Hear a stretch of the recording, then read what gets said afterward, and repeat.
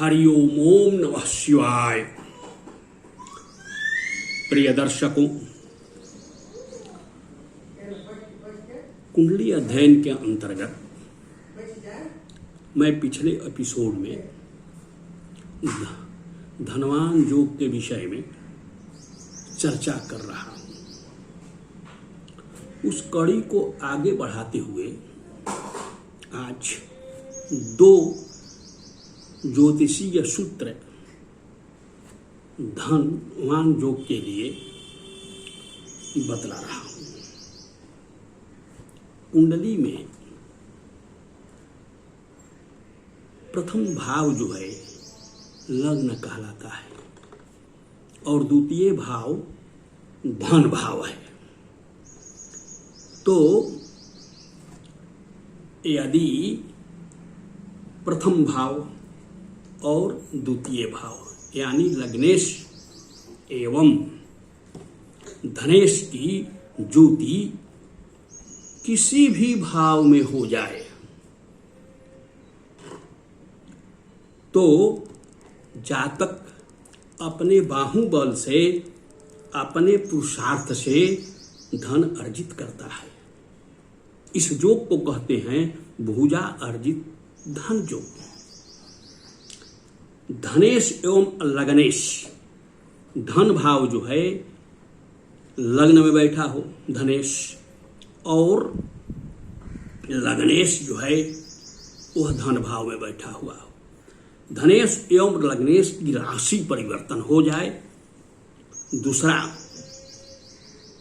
तो भुजा अर्जित धन योग बनता है।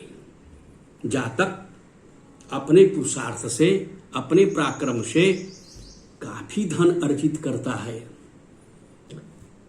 धनेश एवं लग्नेश की दृष्टि आपस में हो जाए, कहीं भी धनेश लग्नेश को देख रहे हो और लग्नेश धनेश को देख रहे हो, ऐसी दृष्टि संबंध भी हो जाए तो भुजा अर्जित धन योग बनता है।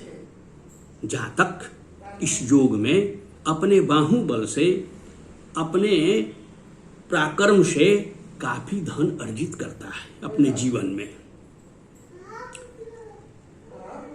और गरीब से गरीब आदमी भी नौकरी अथवा व्यापार करके अच्छा धन अर्जित अपने जीवन में करता है।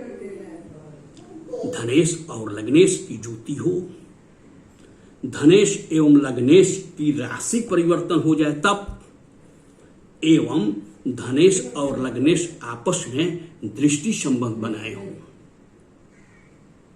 तो इस तरह का यह योग अपने कुंडली में देखिए कि ऐसा योग बन रहा है कि नहीं।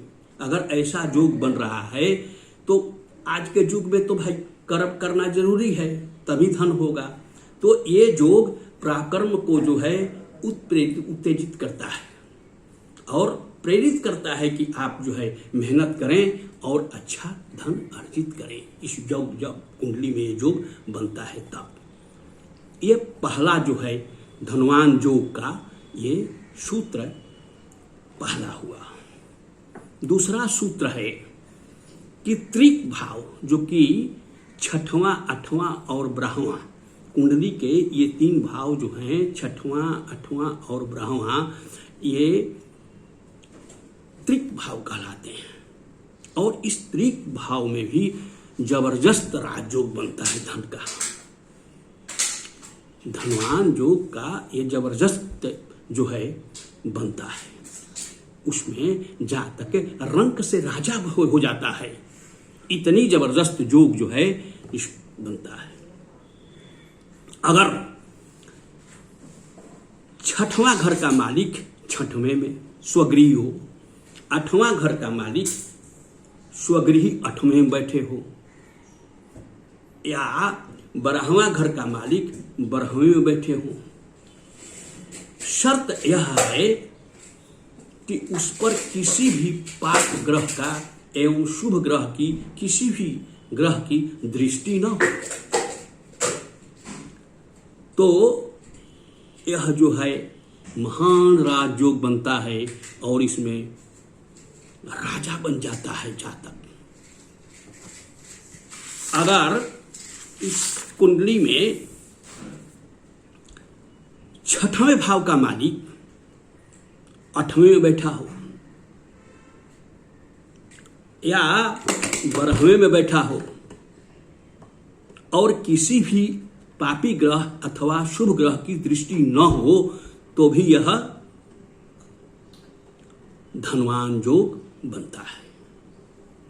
तीसरा, 8वां भाव का स्वामी 6वें में अथवा 12वें में बैठे हों और किसी भी पापी अथवा शुभ ग्रह की दृष्टि न हो।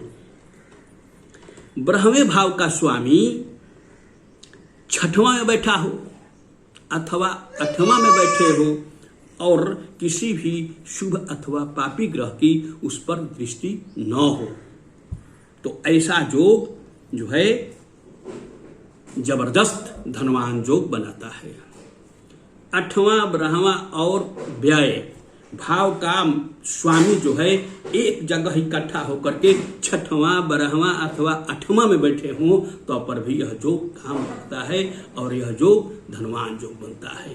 इस समय राजा से रंक हो जाता है व्यक्ति। जैसे एक उदाहरण के साथ मेष लग्न की मान लीजिए कि कुंडली है और शुक्र जो है धन भाव में बैठे हों, तृतीय भाव में कोई ग्रह नहीं, चतुर्थ भाव में केतु हो, पंचम में सूर्य बैठा हो, 6वां में बुध बैठा हो, 8वां में जो है कोई ग्रह नहीं, 9वां में शनि बैठा हो, 10वां में राहु बैठा हो, 11वां में मंगल बैठा हो, बृहस्पति जो है व्यय भाव में बैठा हो, मीन का बृहस्पति व्यय भाव में और 6वें भाव में बुध का जो है स्वगृही बुध बैठा हुआ है। चारों तरफ से मिलाने के बाद जो है मंगल 11वां भाव में बैठा है, 8म भाव से बुध को वह देख रहा है, तो यह जो खंडित हो गया। पापी ग्रह जो है 6वें भाव पर नजर डाले हुए हैं, इसलिए इस योग को खंडित, पापी ग्रह अथवा शुभ ग्रह किसी भी ग्रह का यह दृष्टि नहीं होना चाहिए। ऐसे योग जो हैं धनाढ्य योग होते हैं। और 2 सूत्र के अलावा एक और सूत्र बता देते हैं। शुक्र जो है बली अवस्था में हो और ये यदि आश्विनी नक्षत्र में हो, रेवती नक्षत्र में हो, स्वाति नक्षत्र में हो, पुष्य नक्षत्र में हो, इन सब नक्षत्रों में यह जो है विराजमान हो और यह 12 डिग्री से 18 डिग्री का हो तो राजा रंग से जो है जातक राजा बन जाता है। तो आज हम 3 ज्योतिषीय सूत्र धनवान योग का, धनवान योग पिछले कई एपिसोडों में, ये तीसरा एपिसोड है धनवान योग का, तो हम आज इस धनवान योग के बारे में अपने बाहुबल से एवं अन्य योग त्रिक में बनने वाले राजयोग एवं शुक्र की स्थिति नक्षत्रों में हो तो ऐसा जातक सामान्य गरीब घर में भी जन्म लेकर के राजा बन जाता है। कुंडली देखिए, विश्लेषण कराइए, अगर यह योग है तो निश्चित रूप से जो है फल घटित होगा और ये पराक्रम करने पर कर्म करने के लिए यह योग प्रेरित करेगा। जब उसकी दशा और अंतर्दशा आएगी तब यह धन अर्जित जातक करेगा। तो आज धनवान योग के विषय में हम इस ज्योतिष सूत्र बताएं। यदि आप लोगों को यह एपिसोड अच्छा लगा हो तो कृपया सब्सक्राइब करें और मैं अपनी वाणी को यहीं विश्राम दे रहा हूं। नमस्कार।